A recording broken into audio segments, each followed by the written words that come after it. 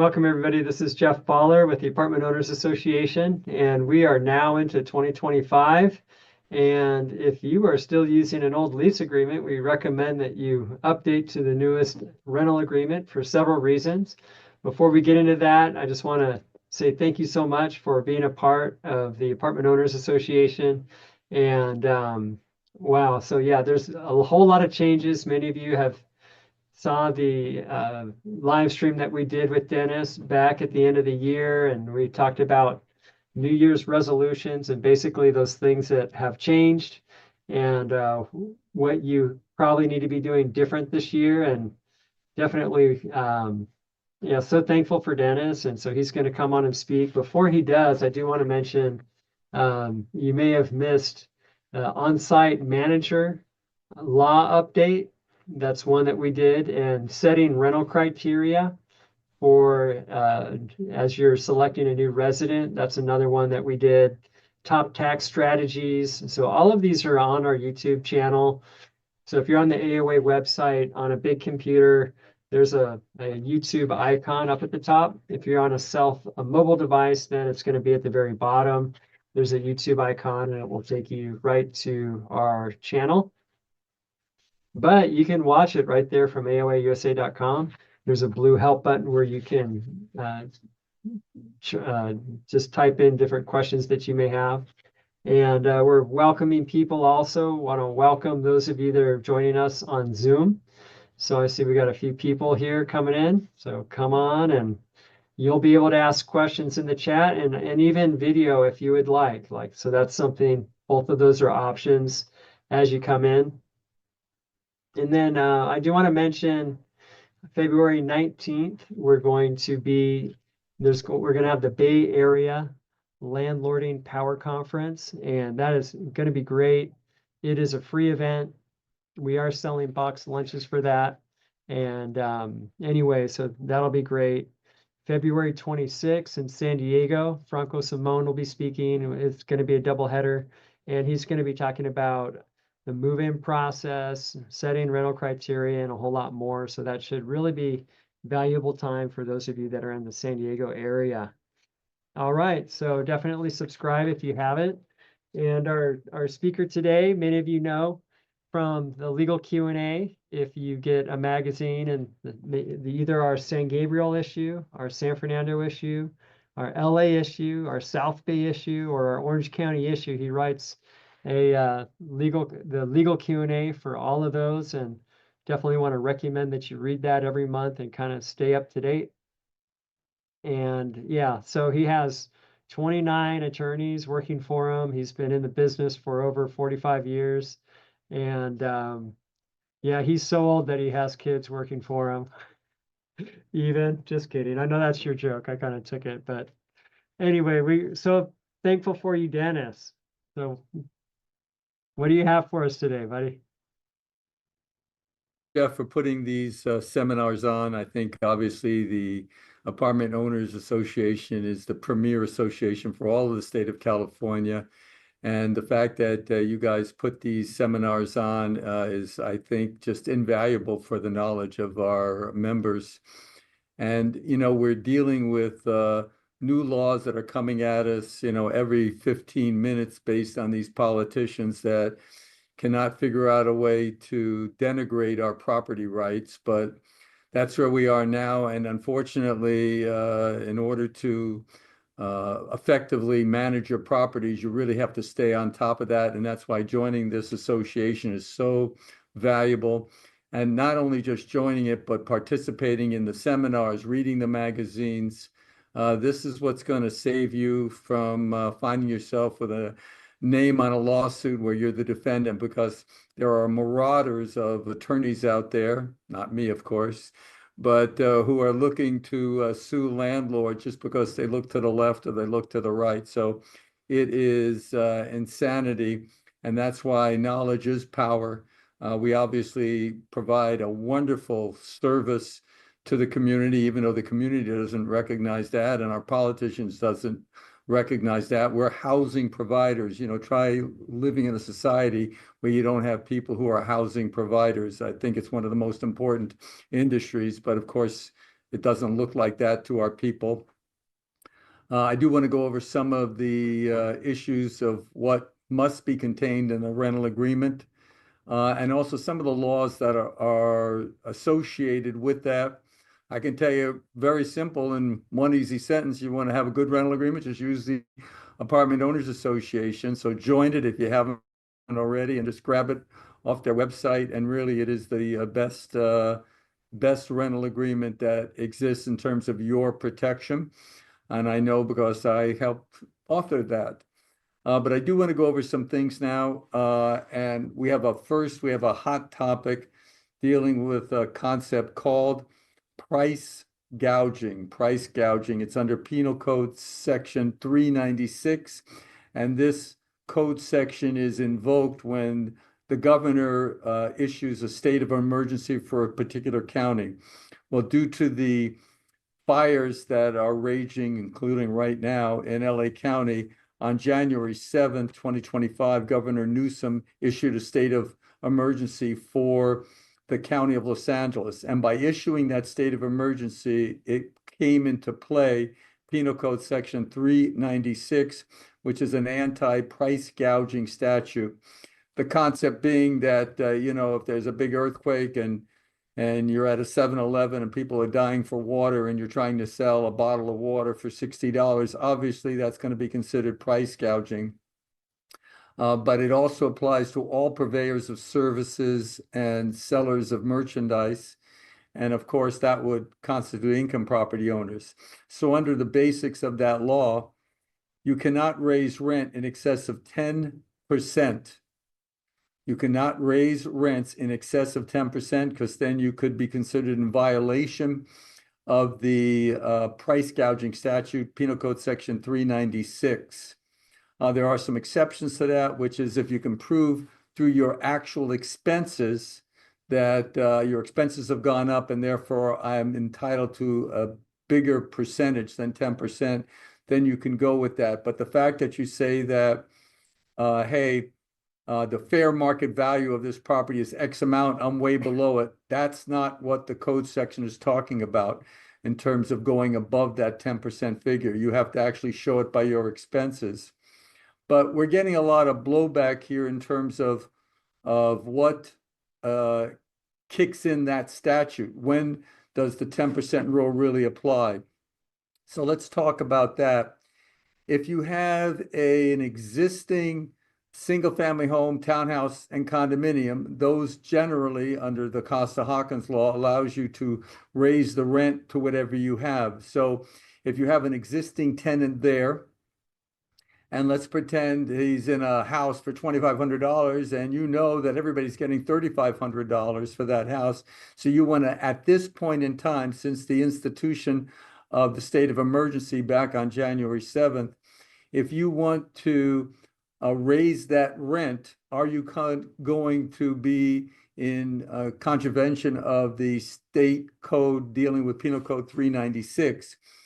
And the short answer is probably. So I would not, even though the law states that you can raise the rent to whatever you like for a single family home, a condo, or a townhouse or new construction, I probably at this point for existing tenants would not do so.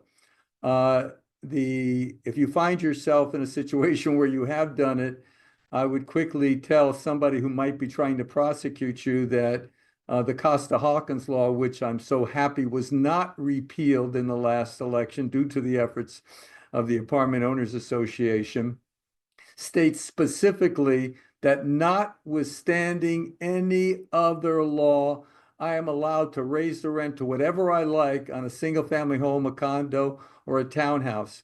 So on that basis, one could say that Penal Code Section 396 certainly can apply because this law starts out with that wonderful phrase, which again is notwithstanding any other law. So I don't see how the state can prosecute you, but I don't think it's worth a fight. I don't think it's worth hiring an attorney. So until the state of emergency is over, which is going to be 6 months from January 7th, unless it's extended, I would not go above 10%. In fact, just before I walked into this meeting, one of my associates was going to raise a rent on a condo more than 10%. And I said, just don't do it, even though I think under the Costa-Hawkins law, you have the right to do so.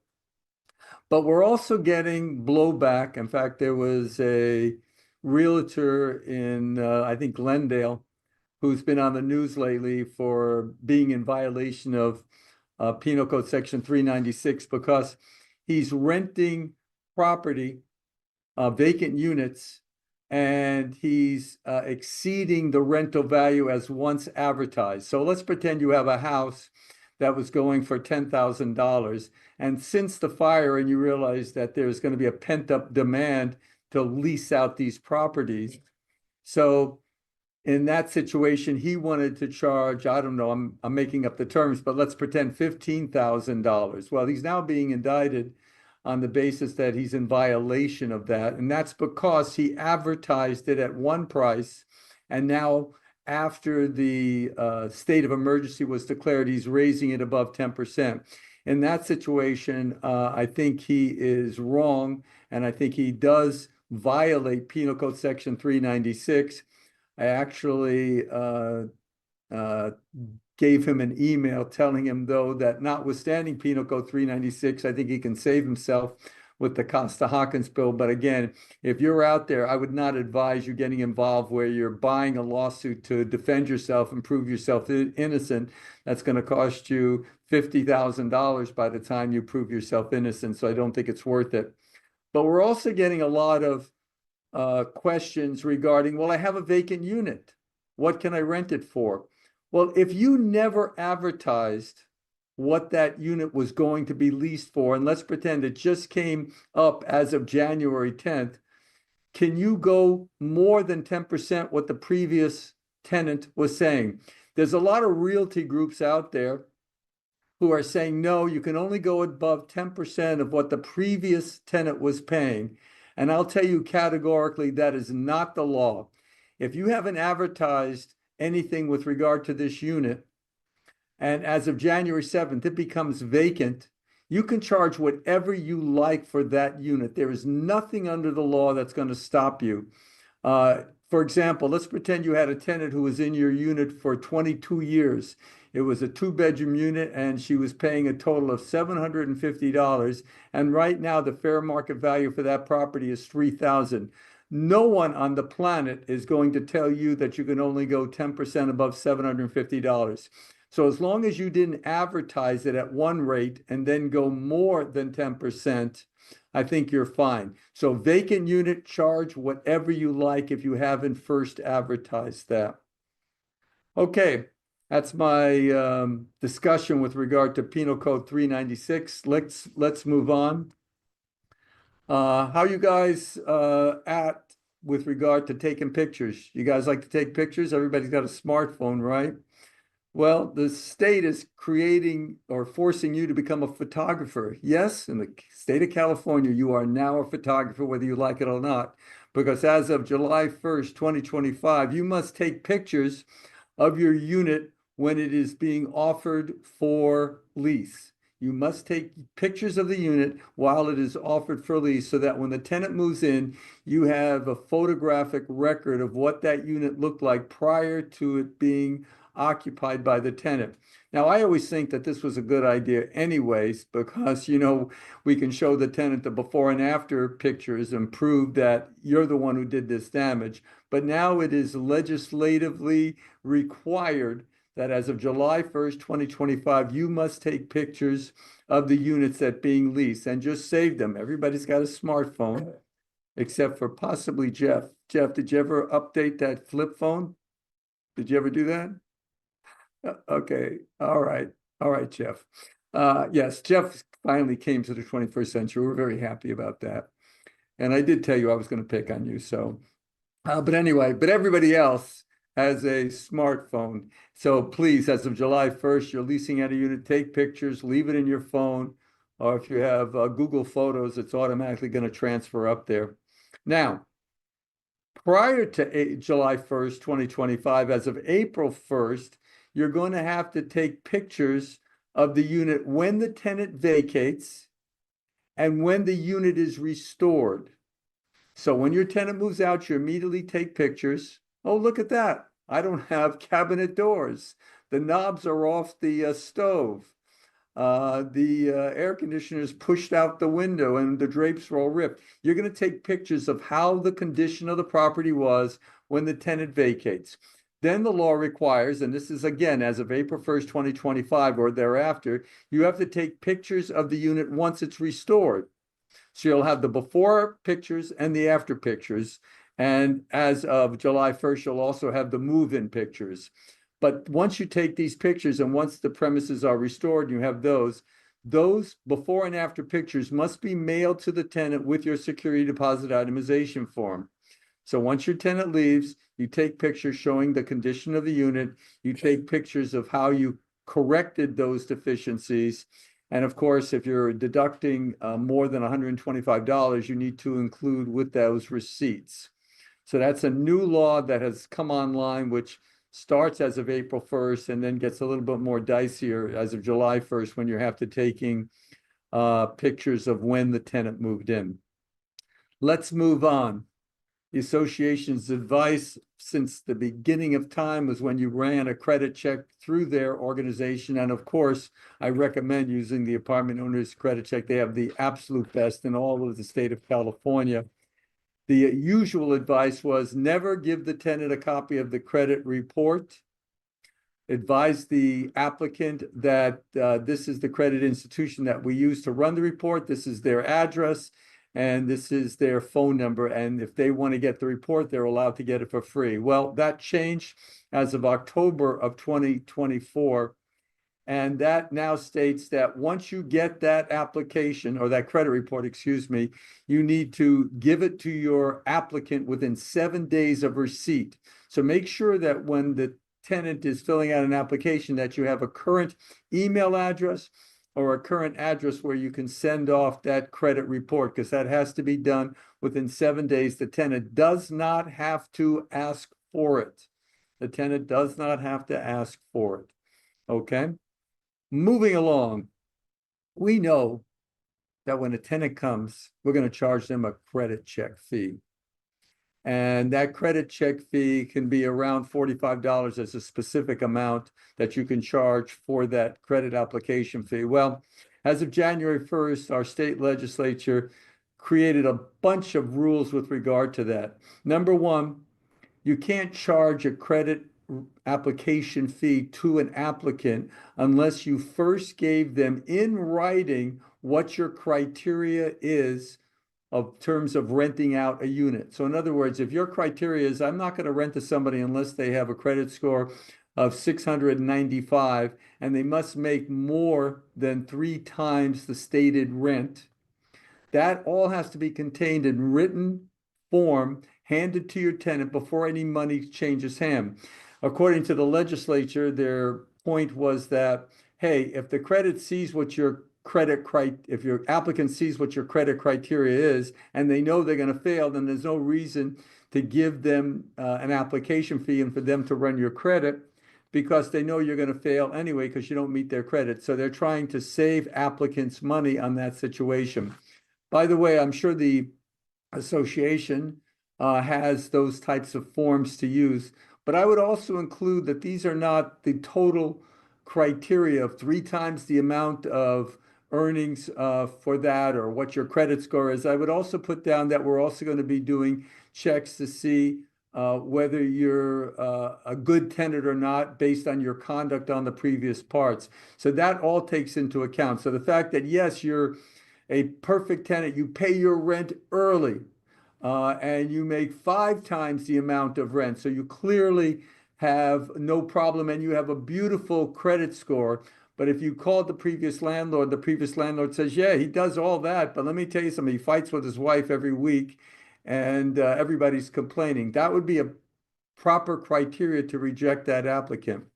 But moving along with this, you can't take 2 application fees and run them all, and then one fails and one is good, but you're going to keep 2 application fees. Under the rules now, You can only run one credit application at a time. And if that person is selected, great. If that person fails, then you can move on to the second applicant and then you run their credit check at that time. If you run them both at the same time, then you have to, even if one came up with a 400 credit score, if there is such a thing, then at that point in time, you would have to still give him back his application fee. So it's real simple. You can take 5, 6 applications at all, and you can even take the checks, but run them singularly. In other words, run one application credit check. If he passes, great, then give back the checks on the other one. If he doesn't, inform him of that. He's going to get a copy of his credit report anyway, and then move on to number 2 and number 3 sequentially, because you cannot run them both together and then expect to keep the credit check application fee. Moving along. As I said 2 days ago, when I was on the 7th floor of the Hotel Angelina and giving a seminar, you're a landlord, minding your own business. And you have this beautiful tenant who's rented this unit, and she decides to go to a local bar. And she picks up some guy. She comes back to the unit, and she starts to cohabitate with him. He gives her a key. And then all of a sudden, she's been the victim of abuse by this guy. Well, what does that have to do with you, ladies and gentlemen? And the answer is nothing, unless you're the state legislature for California. If this, quote, victim of abuse asks for you to change the locks, you've got 24 hours to do it. 24 hours to change the locks for that tenant. And you're thinking to yourself, no big deal. Let me call a locksmith. I'll get him right out there. All it is a phone call. And of course, I'll present the bill to the tenant. But you see, our state legislature says that if someone declares, no proof, declares that they're a victim of abuse, you have to change it within 24 hours and you pay the bill. If you don't change it within the 24-hour period, then the tenant can do it and you have to reimburse her within 21 days. That's our new law, ladies and gentlemen, putting it on the auspices of the landlord. I mean, what more can they throw at us, ladies and gentlemen? Okay, here's a head scratcher that's going to be in your rental agreement. Positive credit reporting. Positive credit reporting. I know what you're thinking to yourself. What the hell is that? Well, let me tell you what that is. If you have a building with 15 or more units, or you have 2 or more units where the ownership is in a corporation or a REIT, or it's an LLC where one of the managing members is a corporation, then you have to comply with this positive credit reporting. So what is that all about? Well, from the months of January 1st, 2025 through March of 2025, so the first 3 months of this year, you must provide the tenant with that's for any tenancy started within the first 3 months of this year. You must provide the tenant with a written offer to positively report their credit, and you got to submit them this written offer by April 1st, 2025. I know that's a little confusing. Let's try that again. If you start a tenancy between the months of January through March of 2025, so for these 3 months, on April 1st, I've got to present you with a written offer that, hey, anytime you pay your rent on time, I will report it to this credit institution that this is positive rent payments. Now, the tenant has to be given this written offer where he has to sign for it. So it has to be a signature block and a date block. And if he gives it back to you, then anytime his rent is paid timely, then you have to report it to a credit institution. Now, the cost of the reporting is reimbursed by the tenant up to $10 or whatever is it actually costs you. So you have to go through the trouble at no charge to you. You don't get any money for this, but you have to report this to the credit institution, and you can charge the tenant up to $10 for every time you institute it or what it actually costs you. Now, if you have a tenancy that starts as of April 1st, 2025, so that's coming up another 3 months or so, or thereafter, then you have to offer that in writing, that offer to report positive credit issues to any credit institution, again, charging him for the actual cost up to $10. Now, this is just another legislative boondoggle, and I would submit that once you're forced to do this, ladies and gentlemen, then what I would do, of course, is not just report positive rent payments, but if they're going to make you go through this expense, then I would also tell the tenant that we're also going to report negative. So if you want me to do this, great. But remember, if you want me to do it, not only am I going to do the positive, I'm going to do the negative too. You can't charge the tenant for the negative, but you can certainly report that. So that might be incentive for the tenant not to do it because, quite frankly, who pays their rent on time? Okay. So that's this positive. Yes, Jeff. Hey, Dennis, I thought about this one, and like AOA has a platform where people can report the positive and the negative, but this law is saying you need to offer at least reporting the positive. And I thought about it, and if someone's late with their rent, basically the reporting for them stops for 6 months. And so if it's only reporting positive, but if you offer them both and say, well, with this one, with the positive and the negative, you're in the game the whole time, because if you're late but you pay it, well, we reported a little negative, but you're still getting reported every other month instead of getting sidelined for 6 months. So maybe that's a way that people could frame it so that they are able to report both positive and negative, because the renter's got to opt into it, and they're either going to opt in, they're going to either choose not to or opt into Right. one I of think those it two. should say on the form, which I know the association has created, that please note, we're also going to be, if you opt into this, we're also going to report negative. I don't see any reason why you can't. And I would think that that would dissuade any tenants from asking you to do this. That's my position. Let's move on. In every rental agreement, when you start one, you list the security deposit. And we all know that you can always charge up to 2 months rent for a security deposit. At least we used to know that. That law's thrown out the window. The most you can charge for a security deposit is an amount equal to 1 month's rent, and that's irrelevant whether the premises are furnished or not furnished. 1 month's rent only, ladies and gentlemen. So do not ask for 2 months' rent and put that into your rental agreement. There is an exception. So what's the exception? If you own no more than 2 properties with a total of 4 units, so let's pretend a triplex and a single family home, then you can charge 2 months rent. So if you have only 2 properties in the state of California with a total of 4 units, then you can charge up to 2 months rent. Now, a way around that is, let's pretend you have 2 4-unit buildings in different locations.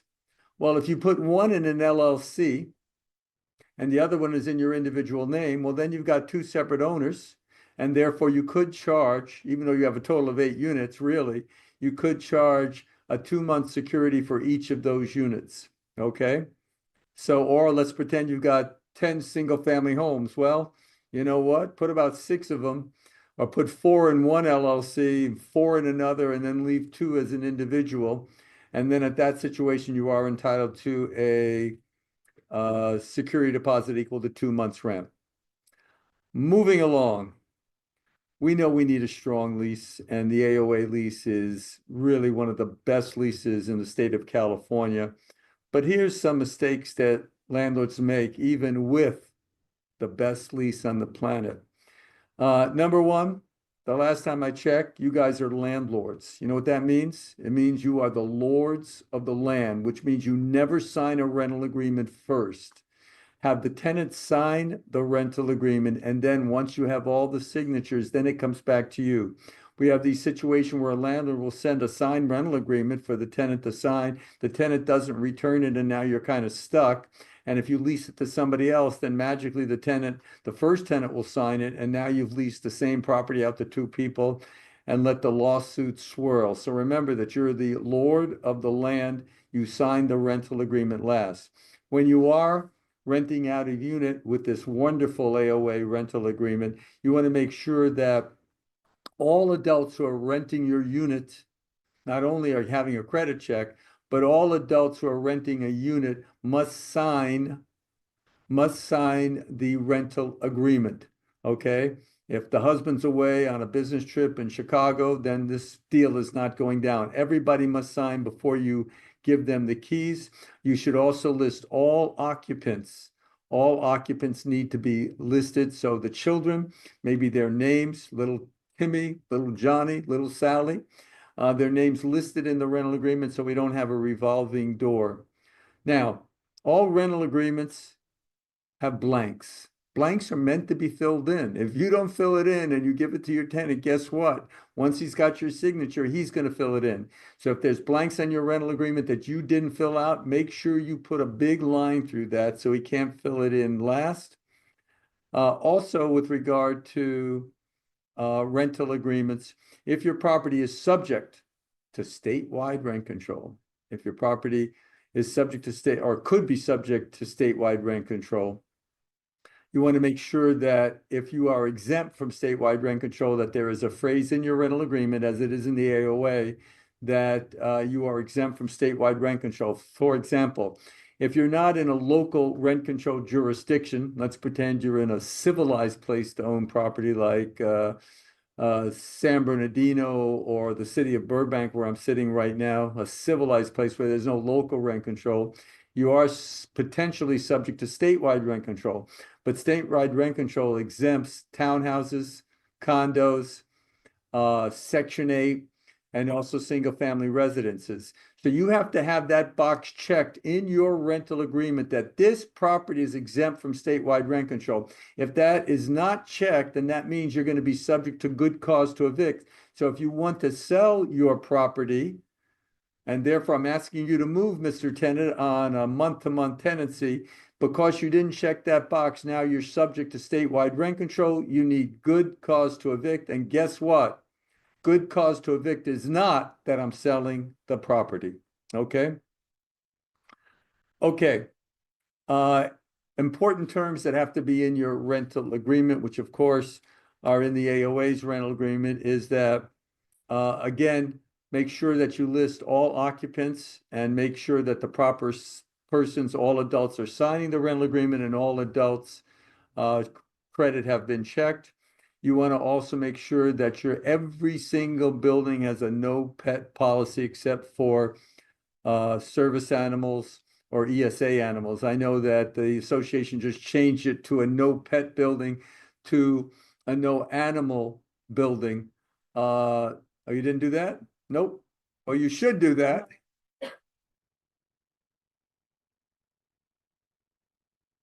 Okay.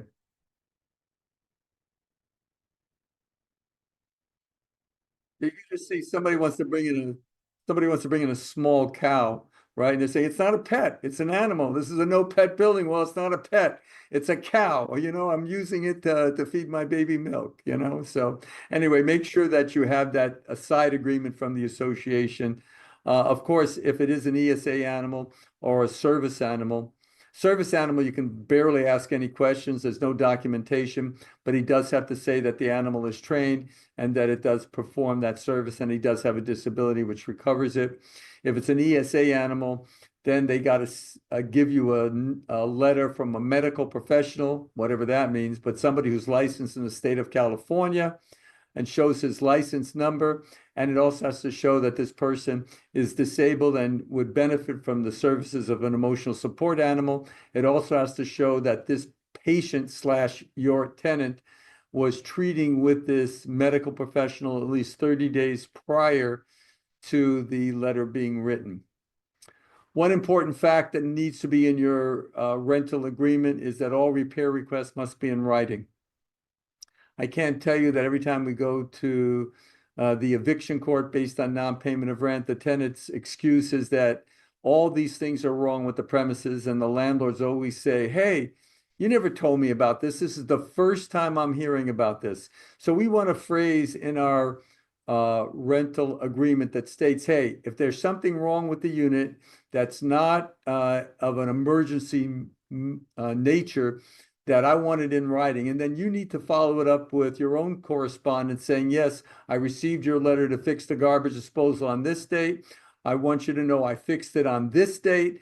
And I want to thank you for informing me that something was wrong with my premises. So you document it both ways, but this will go a far way when you get to eviction court, when the tenant's claiming that a lot of things are wrong with your property. And also, we have all these marauding attorneys that are suing landlords for habitability. Well, if you had it where, hey, the tenant never asked me and it's supposed to send it in writing, it goes a long way to defeating these absolute phony cases that these tenants' attorneys are bringing forth. And literally, the landlords are like a deer in headlights when they get served with a 30-page complaint looking for $500,000 and praying that they have the proper insurance. And by the way, while we're on the subject, check with your agent. I know these insurance companies are insane now and kind of rightfully so, but check with your agent that you have proper insurance, not just fire, but liability insurance. In your rental agreement, you want to make sure that the tenant is required to have renter's insurance. Renter's insurance in case that anything happens to their personal property, like a fire that burns down the property. I think that's in the news recently. Or for relocation. It's got to say that too, that if you have to temporarily or permanently relocate, that your renter's insurance is the only contractual right that you have to go after that insurance company, that you indemnify the landlord by having renter's insurance. That's a phrase in the rental agreement that your tenant's going to sign, so that when the tenant now tries to sue you for relocation costs, I had to be out of my house for 2 months while you fixed this place.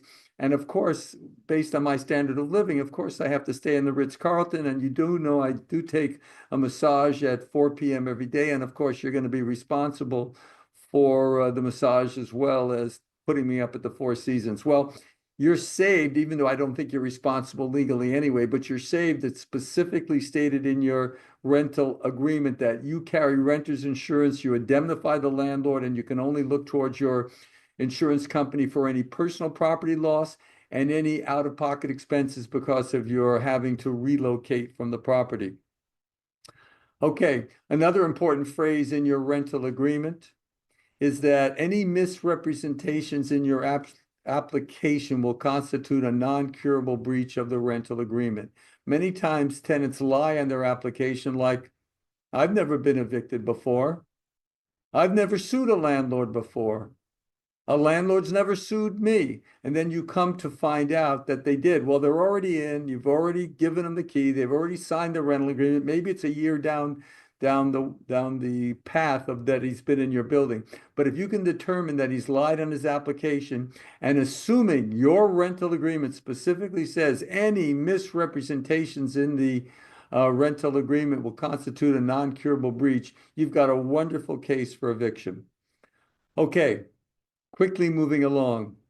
Utilities, they keep going up and up and up and up. So if your building is individually metered, that is that every unit has their own utilities, make sure that you mark it so that they're responsible for all the utilities. Now, there's usually not utilities for water. There's usually only one main. So generally a landlord is responsible for that.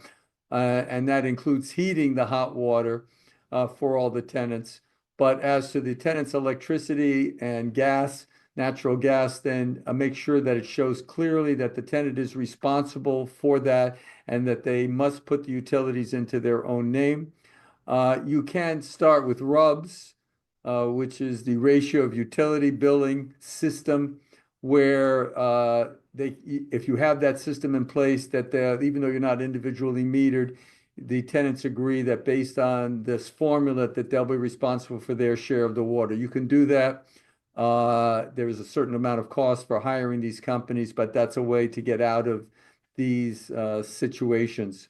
If you have 1 meter and 2 units and you've rented them both out, generally the landlord's going to be stuck with regard to paying for the utilities because there's only 1 meter, unless you specifically state in your rental agreement that knowledge that, hey, there's only 1 meter, you guys are going to be responsible and it's 50% each or whatever that ratio is. And that has to be spelled out in the rental agreement. If it's not spelled out in the rental agreement, then guess what, ladies and gentlemen? If there's only 1 meter, you're paying for everything. Okay, you want to make sure that your place doesn't look like a slum. Well, how does that happen? Well, that happens when you got this guy just throwing all of his garbage and his personal property and his bicycle and excess furniture. He's just storing it in the common areas, and your place looks like a slum.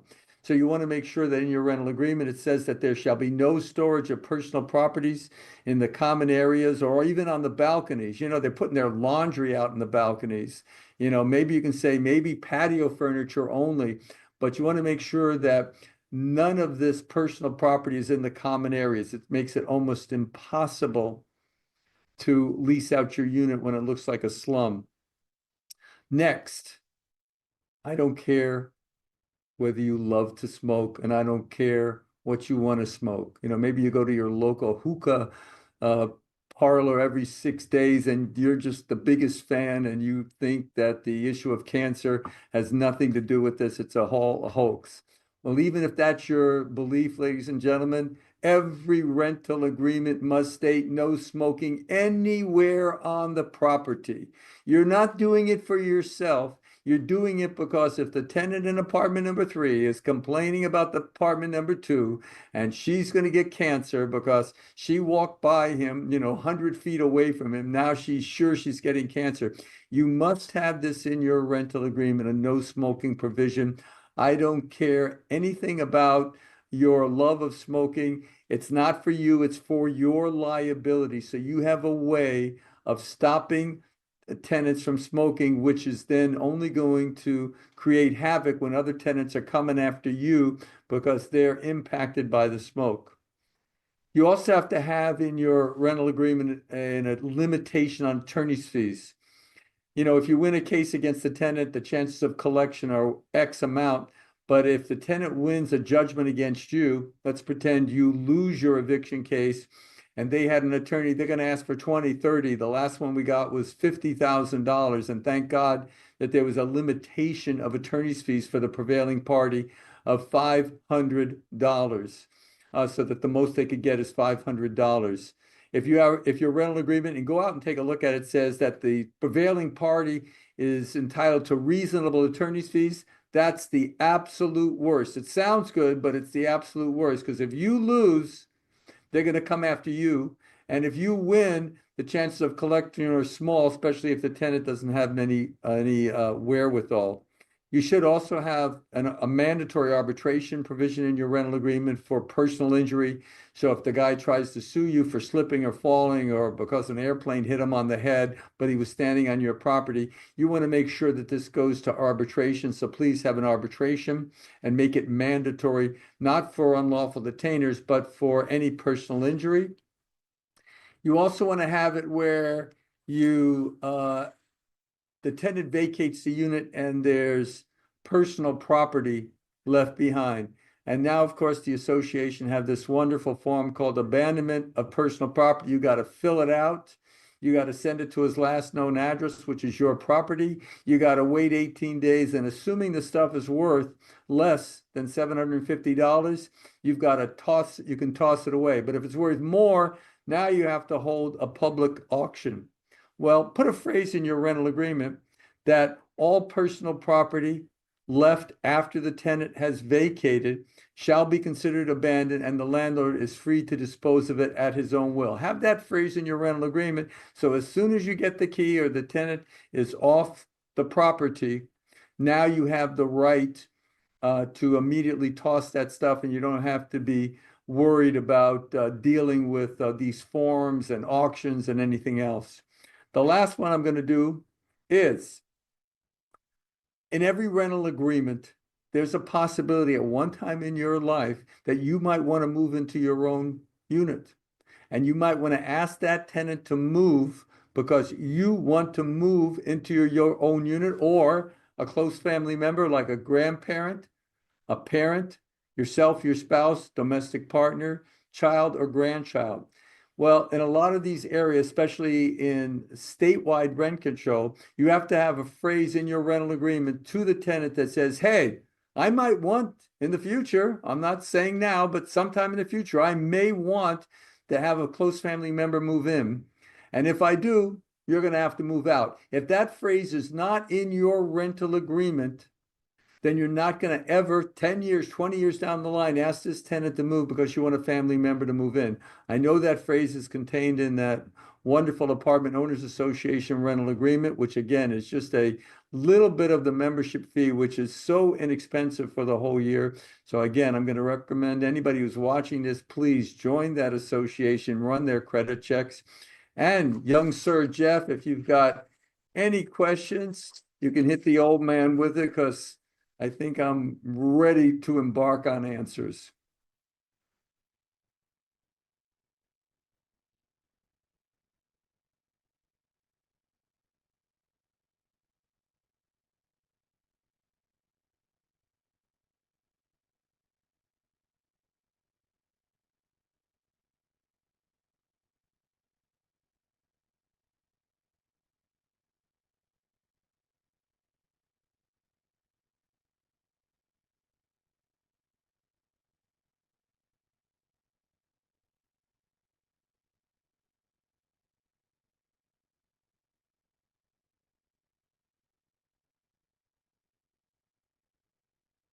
Part of statewide rent control.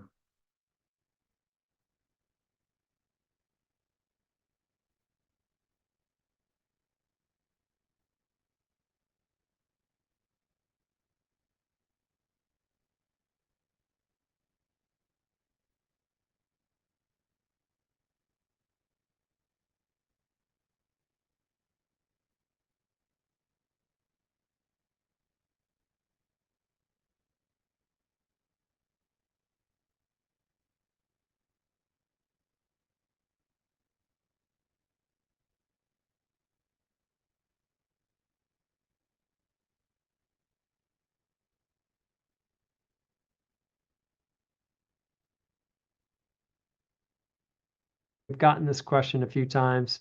Dennis, what do you have for us? I would like to first state that I think you look very distinguished with glasses. Oh, okay. I think Yeah, that's necessary for everybody to know that. over Uh, 50 now. I think I think it's the landlord's obligation to go through that unit and clean it up. There's a lot of smoke and soot, and this is definitely part of the landlord's obligation to do so. The landlord might have insurance, which I would recommend. I know one of my associates has a house in Altadena, and her house was not burned down, thank God. That was one of my associates, but she has contacted her insurance company for the cost of cleanup. And so I would tell the landlord, do it immediately, but at the same time, make a claim against your insurance company. All right. Carolina, question back to the photos of the unit. Since you have to send the tenant photos of the unit in the condition when they moved out, as well as the new photos of the repairs and that were made when returning their deposit, this means we only have 21 days to renovate the unit then, correct? Yeah, I was thinking that myself. There is in the law that says that if you don't have the receipts, you still must send the itemization within 21 days and tell the tenant, I will send you the receipts when they become available. And at that time, obviously, once the work is done, then I would send those receipts with the pictures. That would Okay. be the after pictures. The before pictures you could send immediately within the 21 days. All right. And then I'm going to go to, there's questions in the chat and elsewhere too. And this is Allison. Under CA Civil Code 1941.1, landlord is responsible for maintaining the unit. Is the owner required to pay for air quality testing of apartments in the fire zone that didn't catch fire to confirm whether there are asbestos or hazardous particles inside the unit? So similar question. I don't think so. I mean, unless there's asbestos hasn't been around for a long time, though older buildings would have it. Asbestos would only occur if it was disturbed. I don't see how a fire that didn't touch the building would disturb asbestos, so I don't think so. I would invite the tenant to do their own testing. Okay, let's see. Get another question here. Okay, is the owner responsible for cleaning out the exterior AC units and replace air filters near the fire zone? I would say yes. Any type of cleaning, the owner is going to be responsible for that. Okay, Lone Steen on YouTube. Is there any benefit to the landlord to renew a lease instead of having it automatically default to month? I don't think there's any benefit. I think month to month is fine. I think it's at that point in time. I mean, if you want to ensure that the tenant is going to stay there for another year, that's one thing. But if the tenant leaves, nobody usually chases after these tenants. So I think just let it go to a month to month. If they're renewing a lease that's like the updated version, there's a couple little change of terms. What's the process with that? Do they need to? Well, you would send the tenant in the 12th month and don't accept rent in the 13th month and send it to them and tell them to sign it. And if it's similar terms or maybe some updated terms because of the law, then the tenant has to sign it. If he doesn't, then that would be grounds for eviction in most jurisdictions. Okay. Yeah, like for our, and then specifically, I'm going to ask this one. We added a section about condos so that they're bound to kind of comply with whatever rules there are with the HOA or with the condo. And it kind of holds them more accountable. So that's kind of a bigger something that's stated there that's a little bit bigger. What do you think with that? I think that's fine. If you are renting out a condo, there should be an addendum that states that here's a copy of the CC&Rs, the condo rules. Yeah. And by the way, you're responsible for all these rules too. And if I get a fine because of your conduct, you pay the fine. So that should always, anytime you're renting out a condo or a townhouse, you have to recite that there are these rules and here's a copy of them and you're responsible to comply with them. Yeah, I'm glad you said that because we added the wording to the lease, but the fact is they still have to include all that documentation. So that's great. Okay. Okay, on YouTube, Trish, are landlords allowed to increase the rent by the 8.9%, which is the 8.9% that's allowed at the state level, which is less than 10% during the state of emergency?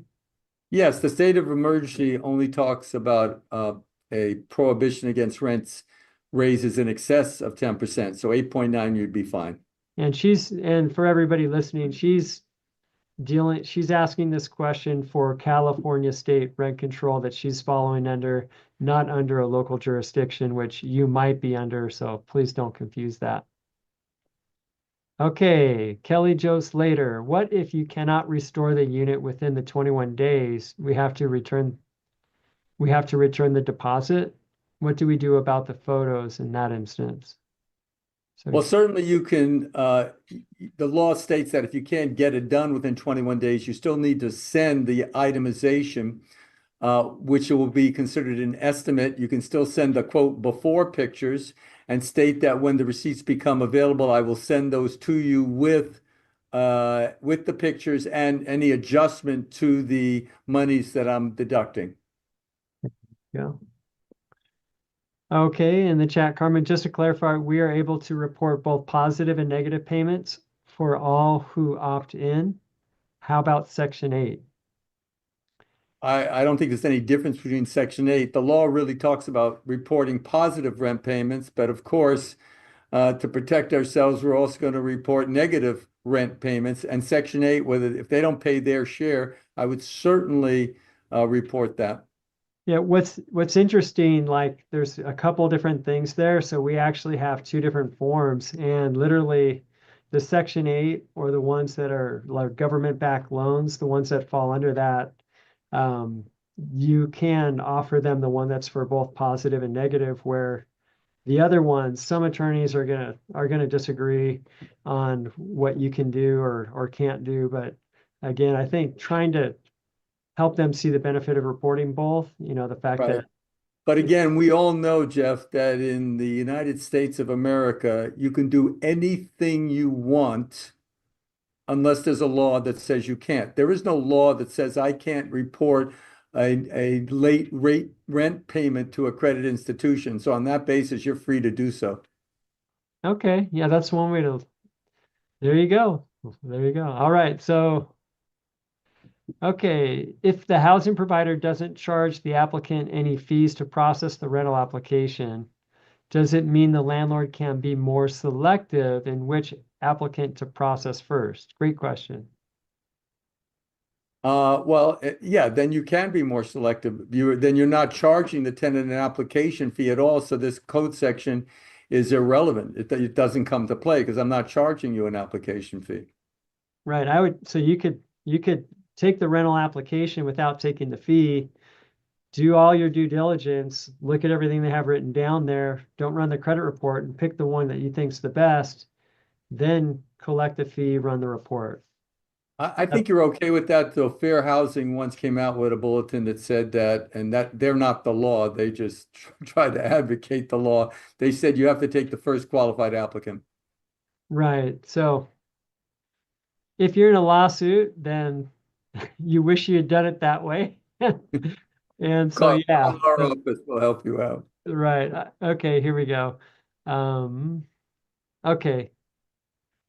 Mr. Ruiz, thank you for your question here in the Zoom call. I have a vacant apartment that became vacant a month ago. Can I rent it for more than 10%?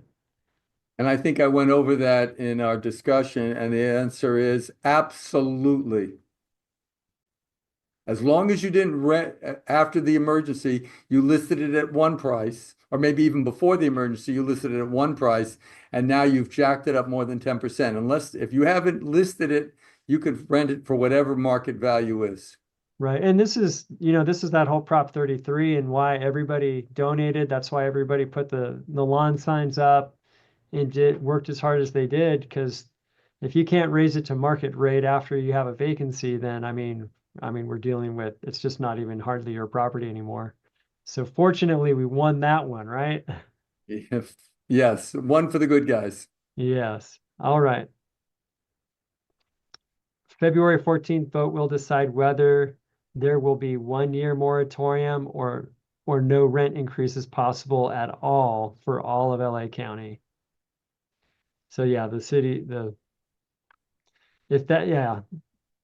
I What am going to be let me actually talking about that on my show, if you don't mind, this Saturday at 3 p.m. I'm going to be talking about the disaster that politicians are trying to put on landlords. And if anybody wants to watch that, it will be on this Saturday at 3 p.m. If you go to my website, evict123.com, you can either join like this as a Zoom or you can join on YouTube Live, and you'll get to hear me railing against the politicians this weekend. all right.